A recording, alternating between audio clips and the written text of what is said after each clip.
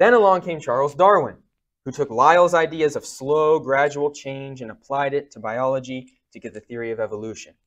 He published On the Origin of Species on November 24th, 1859, which teaches that all life descends from a common ancestor that have arisen via natural selection and mutation. Suddenly, the church had another problem.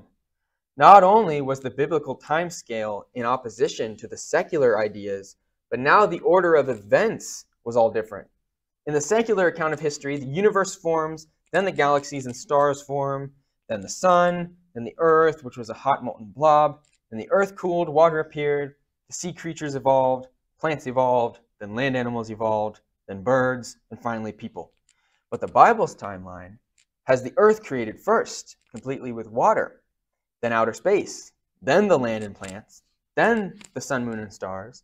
Sea creatures and flying creatures were made before the land animals, and then man was made last. So simply adding time isn't going to harmonize the Bible with a secular account.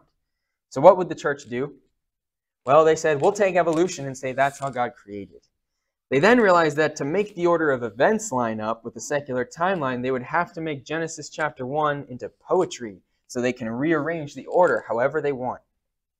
Let's talk about theistic evolution first. The earliest person to propose theistic evolution was John Henry Newman, a priest and theologian who wrote this in 1868.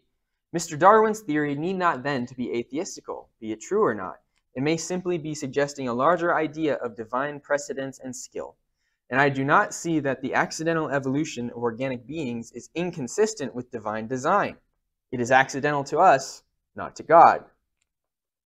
Theistic evolution takes many forms, but one specific view that has come up in recent years is the Adam and Eve as animals with amnesia view. Allow the view's creator, William Dembski, to explain it for us. Any evils humans experience outside the garden before God breathes into them the breath of life would be experienced as natural evils in the same way that other animals experience them. The pain would be real, but it would not be experienced as divine justice in response to willful rebellion. Moreover, once God breathes the breath of life into them, we may assume that the first humans experienced an amnesia of their former animal life, operating on a higher plane of consciousness once infused with the breath of life. They would transcend the lower plane of animal consciousness on which they had previously operated, though after the fall, they might be tempted to resort to that lower consciousness.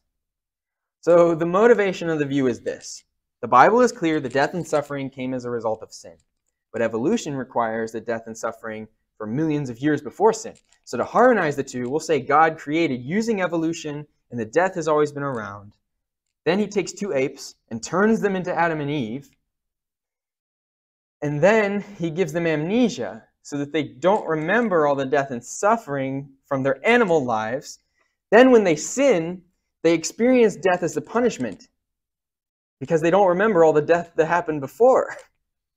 There's a lot I could say about this, but I'll only say this. Genesis 2 tells us God formed Adam out of the dust of the ground, and he created Eve out of his rib. He didn't make them out of apes outside the garden. Furthermore, at the curse, God said that we will return to dust. Now, if we came from an ape creature, then when we die, we must return to an ape creature. Maybe we should start a movement to protect apes because there must be our reincarnated loved ones.